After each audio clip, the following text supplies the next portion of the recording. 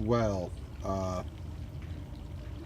after yesterday of going out, when I got back, I tried to rinse the motor out, and the starter would not uh, work properly. So I've started working on it, and I've done a little research. Can't remember the name of this part, but this gear right here, I wish I remember the name of it, but it's coming up and engaging on the flywheel, but it seems to have lack of pressure. Like it just seems to barely get up in it. It will kick it over. Sometimes it just stays down and spins, or actually no, it doesn't. It comes up, because at first I thought it wasn't coming up. This gear under when the starter motor is spinning, throws this gear up, engages into this, and then kicks the motor over.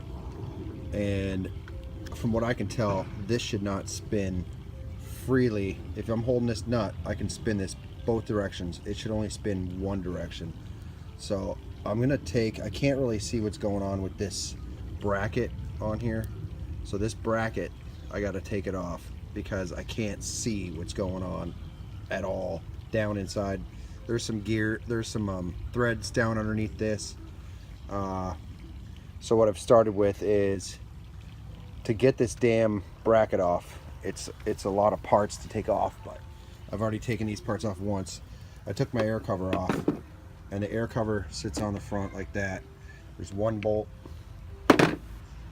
one nut and bolt right here. You take that one off first, and then, you know, if you're taking your air cover off, you got to take the 3 screws out of the front of the carburetor. My wife's home. Let me let the dog in. Oh, he's Chester, come here. Come on, inside. Inside. Inside. So I've taken those off.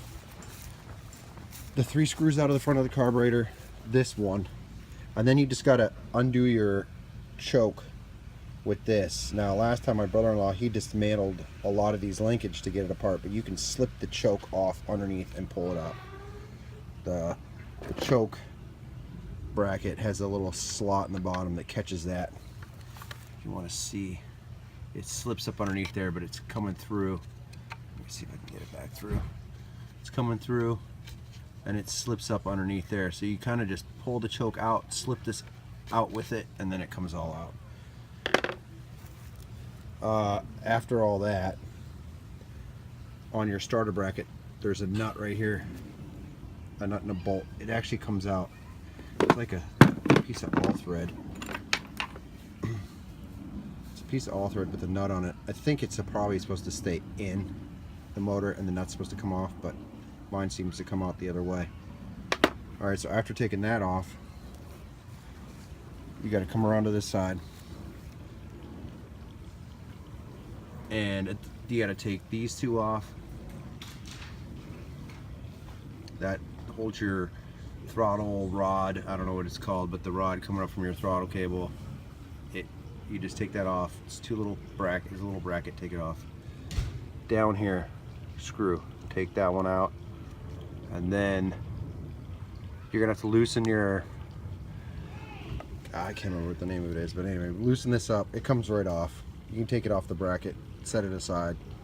You have to disconnect your battery or your power coming in underneath, and this is coming from the bottom of the battery. I mean, the bottom of the starter. Take that off. Once you get all those out, mine's missing a bolt here, and I want to look in there. I have the bolt, but when I did this last time, that bolt would not thread back in, so I need to look in there. So it's going to give me a chance to find out why that's not working. I still have the bolt. So after you take all those out, this whole bracket will come off. You can see it's already loose, but the whole bracket has to come off, because you got to get underneath. You got to get there's a bolt that goes all the way through the starter into here and on the other side. So I'm gonna start doing that, because I need to test the starter. I need to see if this is the problem. I don't know, because I can just get this part. They sell them online for 20 bucks. And if it's this, there's like a bearing in there. It's almost like a one-way bearing, like a ratchet. It should only spin one way, and it seems to spin both ways. So I'm thinking that may be my problem, but I can't see it, and I can't get this nut off. I don't know how to get it off because I've tried to hold this. It's just like a stopper for when the gear flies up, it bottoms out there.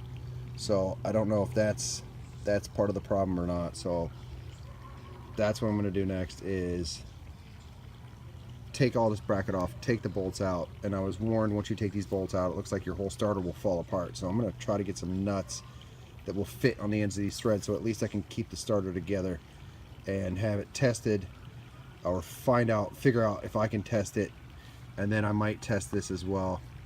But that's where I'm at, so I'm going to get back to it. Thanks for watching.